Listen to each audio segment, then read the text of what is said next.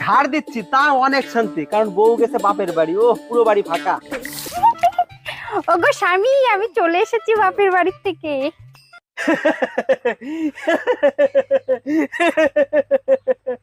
কি গো ওরকম ক্যাবলার মতন হাসতেছো কেন? আমি চলে আসছি তাই আনন্দে।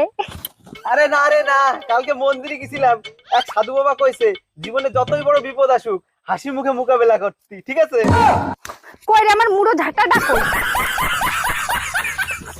এই তোমার শার্টের লিপস্টিকে দাগ আসলো কি করে?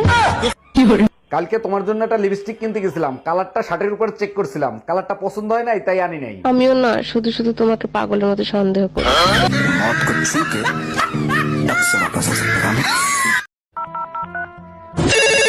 বাংলায় শুনতে চাইলে এক চাপুন।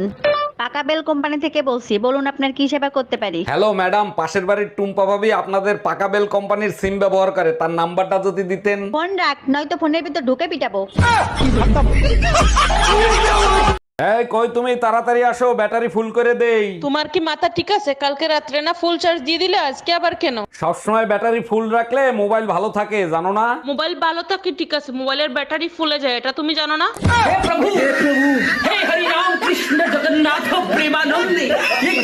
তুমি তো পূর্ণ, কিন্তু আমি তো অতিষ্ঠ, আমার কি হবে? Bye bye, tata, good bye, Gaya. তোর সংসার নেই, তুই থাক, গেলাম আমি বাপের বাড়ি। যাও, কিন্তু যাওয়ার আগে সুমন ফকিরের 600 টাকা দিয়ে যাইও। কিসের টাকা? আমি তো তার কাছ থেকে কোনো টাকা ধার আনি নাই। তোমার জন্য একটা তাবিজ আনছিলাম, বলছিল তাবিজে কাজ করলে টাকা দিয়েন। কি তুই আমারে তাবিজ করছিলি? Bye bye, tata.